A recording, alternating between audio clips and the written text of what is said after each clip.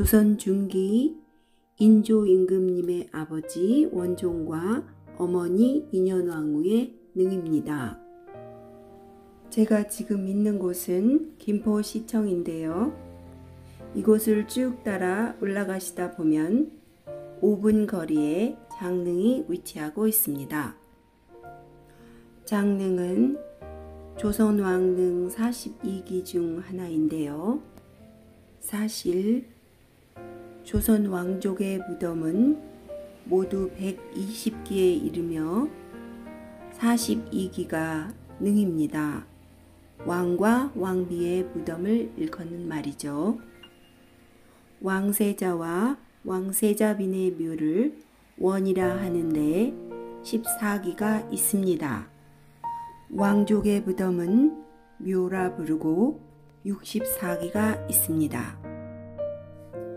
519년의 역사를 지닌 조선은 유교를 통치 이념으로 삼았습니다. 조상에 대한 존경과 승모를 매우 중요한 가치로 여겼기 때문에 왕과 왕비의 등을 엄격하게 관리하였고 42기 능 중 어느 하나도 훼손되거나 인멸되지 않고 완전하게 보존할 수 있었습니다. 조선 왕릉은 우리의 전통 문화를 담은 독특한 건축 양식과 아름다운 자연이 어우러진 공간으로 600여 년 전의 재래가 오늘날까지 이어져 내려오고 있는 살아있는 문화유산입니다. 인류의 문화유산으로서 탁월한 보편적 가치를 인정받아 세계 문화 및 자연유산의 보호에 관한 협약에 따라 2009년 6월 30일 유네스코 세계유산으로 자랑스럽게 등재되었습니다. 사실 북한에 2기의 능이 있는데요. 개성에 태조와 신의 왕후의 능인 제릉이 있고요. 정종과 정한 왕후의 능인 후릉이 있습니다. 42기의 능 가운데 2기가 북한에 40기의 능이 남한에 있습니다. 500년이 넘는 한 왕조의 무덤이 이처럼 온전하게 보존되어 있는 것은 세계의 그 유래를 찾기 힘들며 문화적인 가치가 매우 높다고 할 것입니다. 이제 거의 장릉 입구에 도착하였습니다. 도심에서도 멀지 않고 지하철역도 아주 가깝기 때문에 산책 삼아 한번 둘러보셔도 괜찮을 것 같습니다. 주차장에 도착을 하였고요. 약도를 보시겠습니다.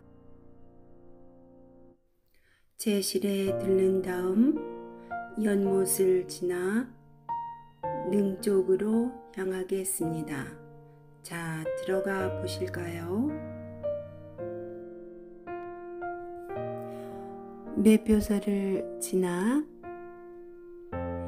입구로 들어가 보도록 하겠습니다. 입장료는 1,000원이며 김포 시민은 500원입니다. 유교를 상징하는 석상이 보이고 무덤 주변을 수호하는 수호 석상이 사진에 멋지게 보입니다. 숲이 참으로 울창합니다. 소나무가 아름드리 심어져 있는데요. 소나무는 신의를 상징하는 나무입니다. 임금과 신하와의 관계에서의 신의, 또한 친구 사이에서도 변치 않는 신의를 상징하는 나무입니다. 그래서 서원이라든지 중요한 건물 주변에는 소나무가 항상 있는 것을 알 수 있습니다. 2분 정도 걸어 내려오시다 보면 갈림길이 나오게 됩니다. 전 여기서 잠깐 헤매었는데요. 왼쪽으로 가시면 제실이 있는 길이고요. 오른쪽으로 가시면 바로 장릉이 나옵니다. 제실이 있는 왼쪽으로 가보겠습니다. 제실은 왕릉의 관리와 제향 준비를 하기 위한 공간으로서 능 제사와 관련한 전반적인 준비를 하는 곳으로 왕릉을 관리하던 능참봉이 상주하던 곳입니다. 오른쪽에 제실이 보이기 시작합니다. 김포 장릉의 제향일은 매년 10월 5일입니다. 드디어 제실에 도착하였습니다. 제실은 상당히 큰 규모였습니다. 그럼 내부로 들어가 볼까요? 매년 10월 5일 제향일이 있다고는 하나 지금은 비어있는 건물입니다. 그 당시엔 제례를 준비하던 사람들로 넘쳐나고 분주하게 제례를 준비하면서 자연과 어우러진 이곳이 얼마나 아름다웠을지 상상할 수가 있습니다. 이 공간을 둘러보면서 장릉의 주인이신 원종에 대한 얘기를 해볼까 합니다. 1580년에 태어나셔서 1619년에 돌아가셨습니다. 아버지는 선조 임금님이시고 아들은 인조입니다. 장릉의 주인이신 원종은 사실 왕위에 오른 적은 없습니다. 아들인 인조가 왕위에 오르자 몇 년이 지나서 아버지인 원종을 왕으로 추대한 것입니다.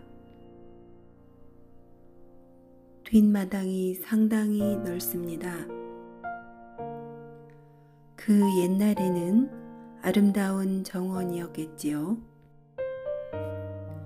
원종의 아버지 선조 임금은 임진왜란을 겪은 왕입니다. 임진왜란으로 선조 임금께서 피난을 가셨을 때 원종이 옆에서 극진히 선조 임금님을 보살폈다고 합니다. 선조 임금의 아들인 원종이 효심이 깊었으므로 아버지인 선조 임금의 사랑을 많이 받았다고 합니다. 14대 왕이신 선조 임금님에게는 14명의 아들과 11명의 딸이 있었습니다. 적장자는 여러분도 잘 아시는 광해군이 있고 이 등의 주인이신 원종은 선조 임금님의 서자이십니다. 광해군과 원종은 이복 형제 사이입니다. 광해군은 1575년에 왕위에 올랐지만 늘 왕위를 위협받는다고 느꼈습니다. 게다가 이복 동생인 정원군, 이능의 주인인 원종의 집터에 왕의 기운이 서렸다는 소문이 있었고, 특히나 정원군의 셋째 아들 능창군이 호탕하고 인물도 좋고 무예도 뛰어났다고 합니다.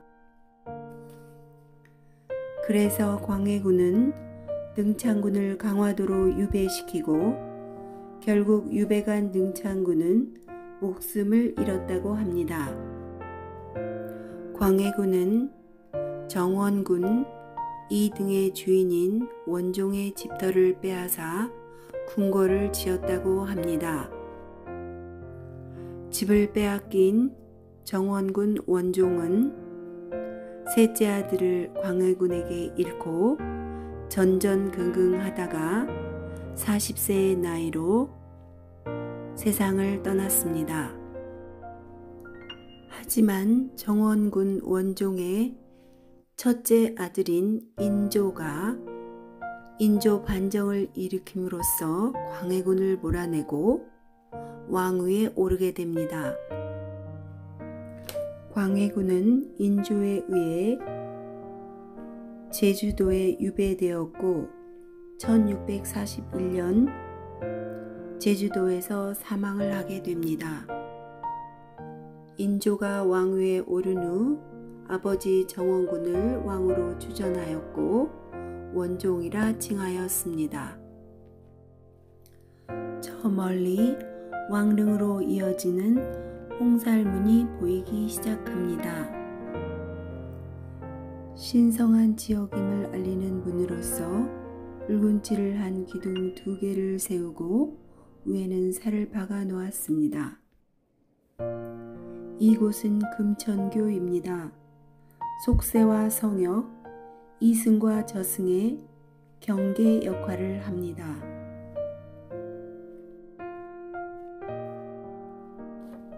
홍살문을 지나 능이 있는 곳으로 나아가 보겠습니다.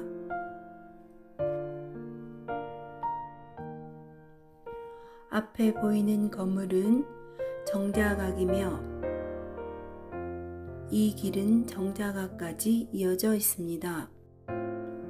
오른쪽 낮은 길은 왕이 걷는 어로라 칭하고 왼쪽에 약간 높은 길은 제향 때의 향을 들고 가는 길이라 하여 향로라고 합니다. 앞쪽에 보이는 건물은 정자각입니다. 이곳에서 제향을 하게 되며 건물의 모양은 한자 정자의 모양이므로 정자각이라 하였습니다. 오른쪽에 보이는 건물은 비각입니다. 능 주인의 업적을 기록한 신도비를 세워두는 곳입니다. 드디어 원종과 왕비 인현왕후의 능이 보이기 시작합니다. 언제나처럼 너무나 관리가 잘 되어 있고 뒤에는 산, 앞에는 물, 배산 임수의 원칙에 따라 잘 자리하고 있습니다.